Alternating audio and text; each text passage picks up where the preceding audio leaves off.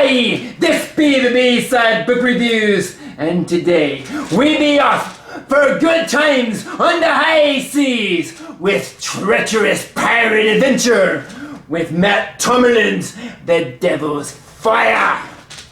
If you have the guts, he's got the book. So, grab yourself a tasty glass of ale and we'll take a look at The Devil's Fire. And this ale is Mountain Dew and Cherry Coke, but a fine ale nonetheless.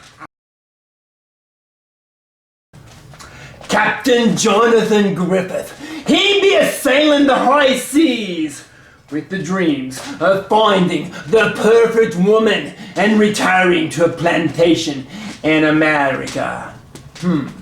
He has the money and the perfect woman in mind. Oh, but there be some problems of ruin there. Well, for starters, he be a ruthless pirate. And this perfect woman, Catherine, who's in his sights, well, he just happened to meet her after pillaging her husband's ship and then murdering the man right in front of her. Okay, so much for first impressions. But he be bound and determined to win the young lass's affection. But this Catherine, she be a tough dame and not so easy to charm. After she bites off part of Griffin's ear, he ties her to the yardarm for several days, which almost kills her.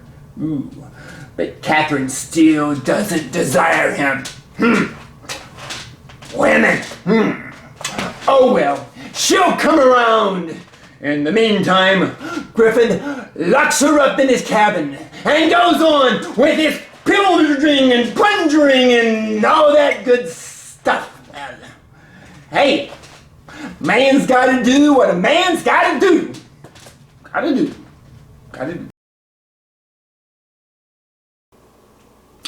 This is a pirate ship, matey. And brutal, yet interesting characters are in abundance. There's the first mate, Livingston, who's about as vicious as they come. He's a bit of a charmer himself with the ladies, though. As long as they charge by the hour, you see. Then there's the ship's doctor, the ship's carpenter, and countless other good old swashbuckling murderous pirates. And they're all out to seek their fortune, so they can lay up in the Bahamas and blow all their loot on strong drink and skanky winches. Then, when their money is all gone and their infections have all healed, they're back in the hunt for any unprotected ship they could take on the high seas. What's more important, though, is the fact that Captain Griffith still hasn't won Catherine's heart. He did buy her a kitten, though. Just what more could a woman want or desire? A cute little kitty. Oh well, she finally gives in to him, and they do the dirty in the captain's quarters. However, she still wants to kill him. And the moments of passion are the results of basically having nothing better to do. They're in a boat on the ocean. No internet.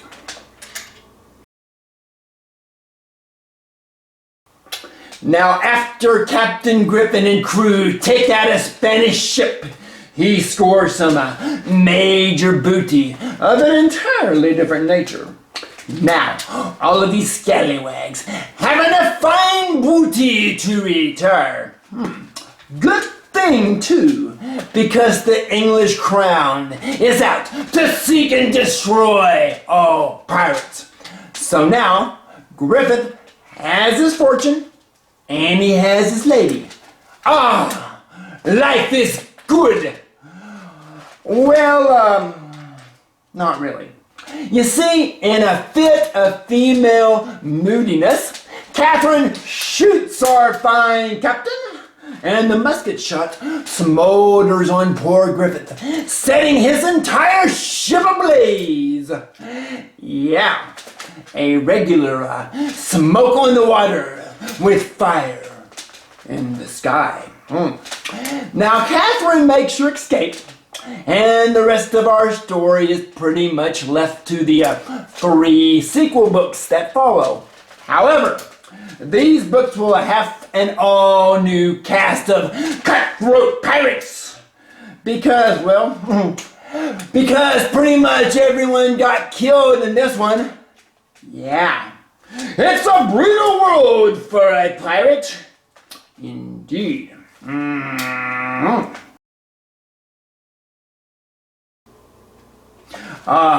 Characters. Oh, these characters definitely be the best part of this book. I kept looking for a hero among this band of cutthroats, and I'm not really sure there was one. Now, there was a young American named Nathan who seemed like a decent lad. As decent as a parrot can be, that is. Now he falls for some high-dollar hooker in the Bahamas and blows all his booty on, on her booty, so to speak. Now he loses his arm in a battle and manages to escape the burning ship at the end of the story. So, remember his name, Nathan. He'll probably be in the sequel. He'll be there with Catherine, who also escaped and was in the book until the final page. She be the red-hot vixen that stole the pirate's captain's heart, not to mention chewed off his ear.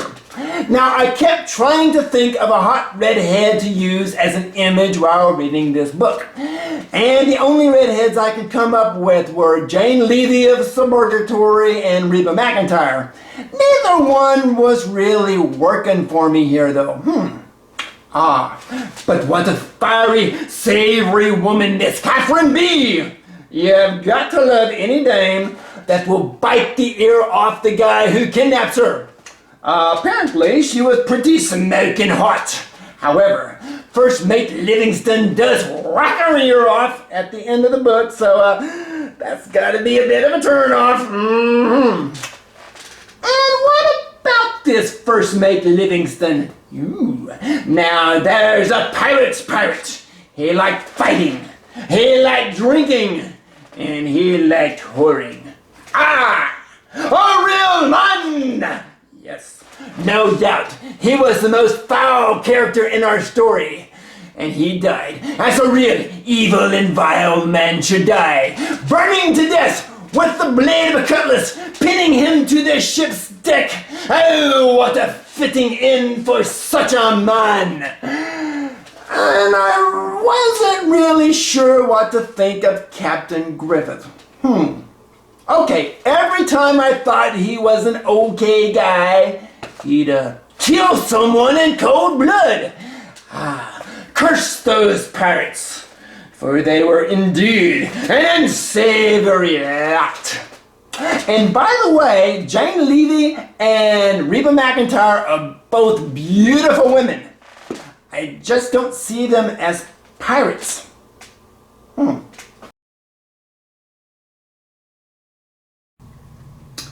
Enjoyment? A book full of violence, horrors, brutality, murder? What's there not to enjoy? Now, I started reading this book while camping out in Big Bend National Park, and it kind of kept my mind off the possibility of being mauled to death by the local wildlife. Okay, there really wasn't any actual plot to our story, but the characters were just so diverse and just plain foul that it would be a challenge not to find this book enjoyable.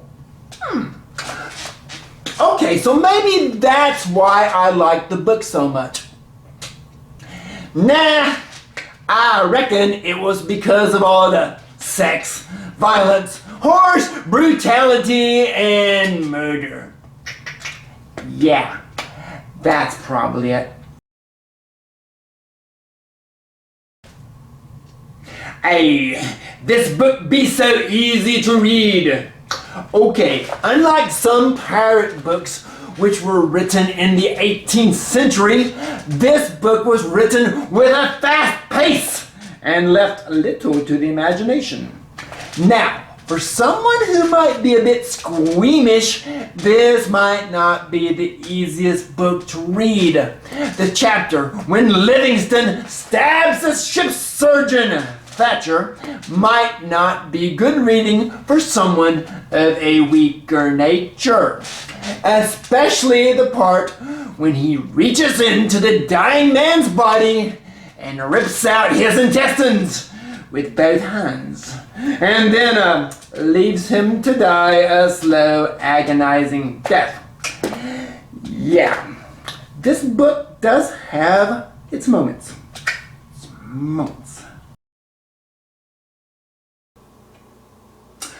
I really can't believe this book is almost 300 pages long, because it reads like a Lewis L'Amour novel.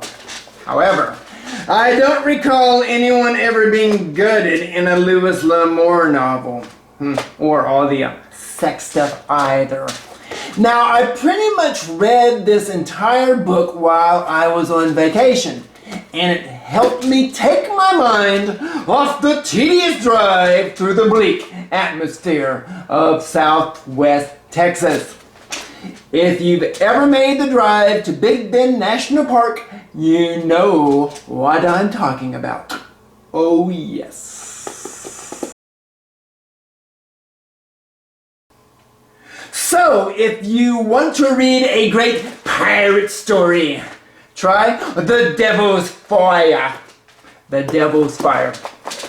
That is if you don't mind all the sex and violence and blood and gore. But that's kind of what pirates were into. Sex and violence and blood and gore. So, if you don't get enough of it in this one, guess what? There's 3 more to read. Lots of sex, violence, and blood and gore. And pirate hats. And I'm not sure which way this pirate hat even goes. It's a triangle. But that way, that way. Wow, being a pirate was really confusing. I know how to put this hat on. Or does it go this way? I don't care. Oh, who cares? Just go read a book. Put a hat on.